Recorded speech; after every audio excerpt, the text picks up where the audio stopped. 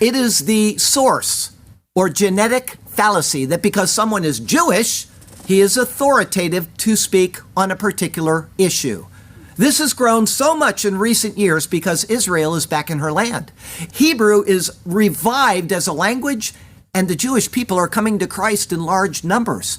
And because of this, people make the immediate assumption that this particular person or that guy over there is a specialist simply because he speaks Hebrew and or was raised in Israel. Others go even further and quote rabbis and rabbinic commentaries as if they were authoritative. Those people have rejected Jesus Christ and still reject Christ, and yet they are sought out because of who they are.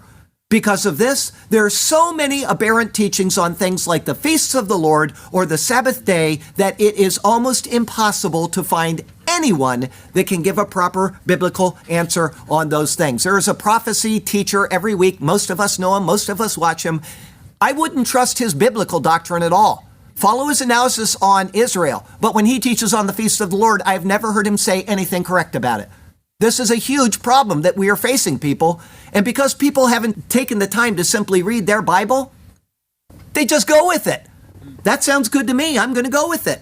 And this is not limited to Jews, but to Arab Christians, or even, believe it or not, Muslims who have converted to Christianity. Because of the source, they are held in high esteem, which is both improper and it is dangerous.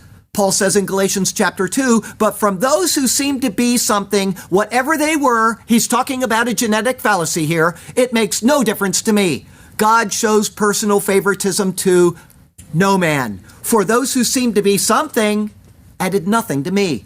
The Galatians had gotten into an idol fest of Jews who came in, showed how holy they were through the teaching of a false gospel message, and had led the church entirely astray.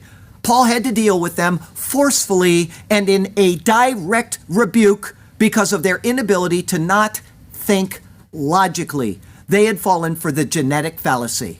And more in both 2 Corinthians 11 and Philippians chapter 3 and elsewhere. Guess what Paul does?